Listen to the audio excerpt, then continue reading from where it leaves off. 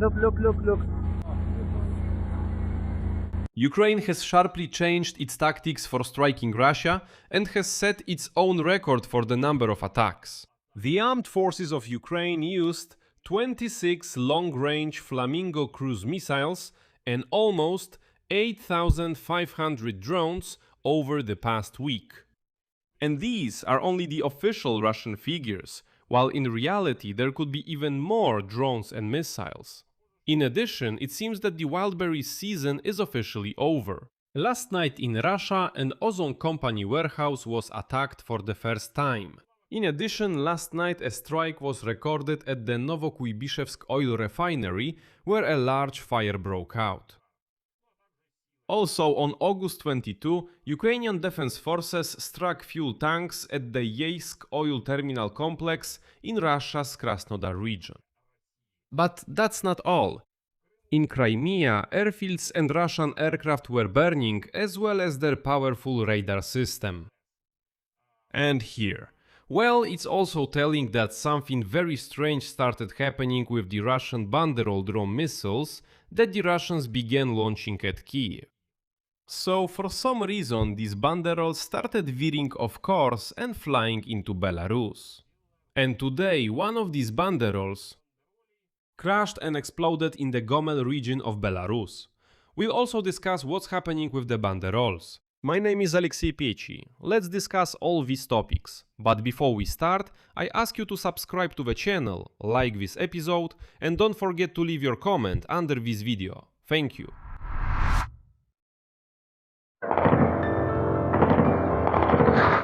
And when will it start to go down? I think it will start to go down.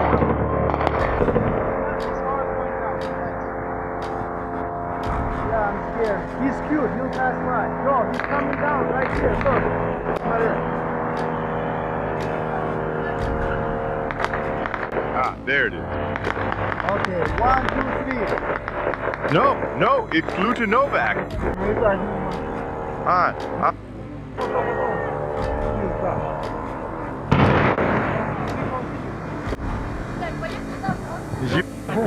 Look.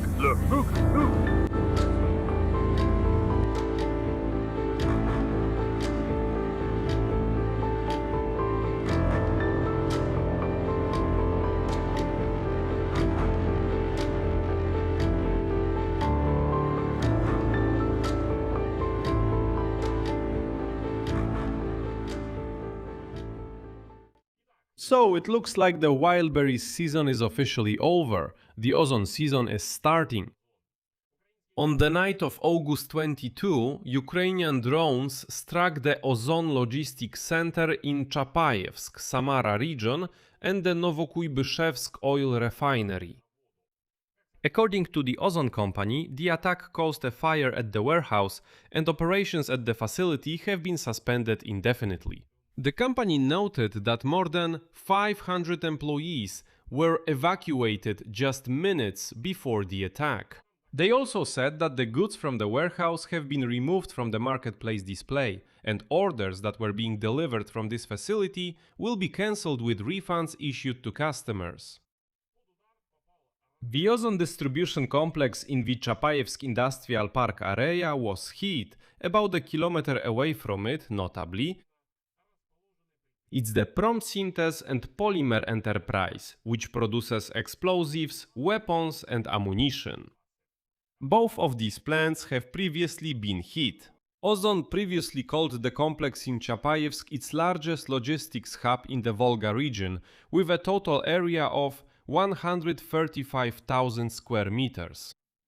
By the way, this is the first attack on Ozon's warehouses. Previously, Ukrainian drones systematically attacked Wildberries facilities. Since July 18, at least 12 Wildberries facilities have been affected, including the largest centers in Podolsk, Elektrostar and other cities. The damage from these strikes amounted to almost 1 trillion rubles, and the Wildberries marketplace lost a quarter of its logistics capacity. Now the strikes have affected Ozon, the second largest player in the market. In addition to this, a fire broke out at the Novokuybishevsk oil refinery, which belongs to Rosneft. although it should be noted that the refinery in Novokuybyshev is regularly subjected to attacks. This year, strikes have been carried out beginning on April 18th, then another one a few days later, then another, and so on. The General Staff of the Armed Forces of Ukraine previously noted that the Novokuybyshev oil refinery produces, among other things, fuel for jet engines, that is, for military aircraft. In addition, on August 22, Ukraine's defense forces struck fuel tanks at the Yeysk oil terminal complex in the Krasnodar region of unwashed Russia. As noted by the General Staff of the Armed Forces of Ukraine, a large fire broke out at the facility after the strike. The Yeysk oil terminal complex is part of the infrastructure. The seaport of Yeysk in the Krasnodar region of the Russian Federation. The port is located on the coast of the Taganrog Bay in the Sea of Azov. This complex handles the receipt, storage and loading of petroleum products onto ships. Meanwhile, there is a sense that the armed forces of Ukraine have learned to effectively combat Russian Banderol missile drones. Last night, a Russian Banderol drone missile fell on the territory of Belarus. The incident occurred near the city of Kopotkiewicz in the Gomel region. And in the morning, as it turned out, at least 12 Russian Banderol drones entered Belarusian airspace. Moreover, apparently, some of them were already flying from the territory of Ukraine. As a result, it is known that one of the drones fell in the area of Kopotkiewicz. Moreover, Ukrainian monitoring channels claim that it ran out of fuel, after which it fell in a field. Therefore, I can assume that Ukrainian electronic warfare systems can now redirect these Banderol drones to zones that are safe for them, so that they run out of fuel and fall in the fields there. With the appearance of Russian drones, the Belarusian side even used air defense systems. They also scrambled a Su-30 military aircraft from the airfield in Baranovichi. The incident is what's important here. Information about Russian drones was coming from several districts of the Gomel and Brest regions. In particular, they were spotted near Narowlia, Mozyr, Petrikov, Svietlogorsk and Yelsk. Meanwhile, Ukraine has set its own record for the number of missiles and drones launched at Russia. The armed forces of Ukraine have used 26 long-range Flamingo cruise missiles over the past week, and nearly 8,500 unmanned aerial vehicles for strikes on Russia. This was reported by the Ministry of Defense of the Russian Federation. Such a number of air attack weapons used in a week has become a record for the entire duration of the war. According to the Russian agency, the armed forces of Ukraine also launched 70 guided aerial bombs and 17 rockets from the HIMARS and Auto-Strong systems. Overall, Ukraine has been intensifying its air attacks on Russia over the past few months. In mid-August, Flamingo missiles struck the space center in Samara, where rockets for the Russian equivalent of Starlink are produced.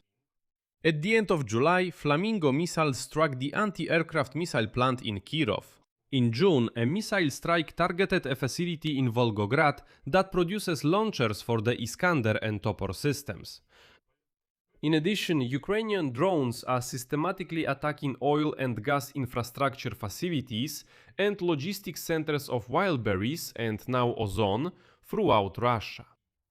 And today, new details have emerged about previous attacks by the Ukrainian armed forces. As a result of the strike on the Primorsk-Akhtarsk airfield in the Krasnodar region of the Russian Federation, a mobile Niobe radar station and 18 warehouse buildings used for storing drones were damaged. This was reported by the General Staff of the Armed Forces of Ukraine, citing the results of an additional analysis of the strike carried out on August 20. I should note that the Niobe radar is a Russian mobile three-dimensional radar operating in the meter band, designed to detect aircraft, helicopters, cruise and ballistic missiles, as well as drones. This radar can detect low observable targets, including even those with stealth technology.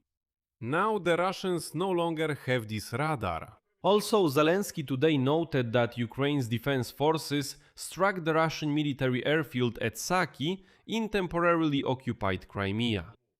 As a result of the recent attack, a Su-24M aircraft and 4 more pieces of airfield equipment were destroyed at the military airfield. The Saki airfield is an important military facility for Russia in occupied Crimea.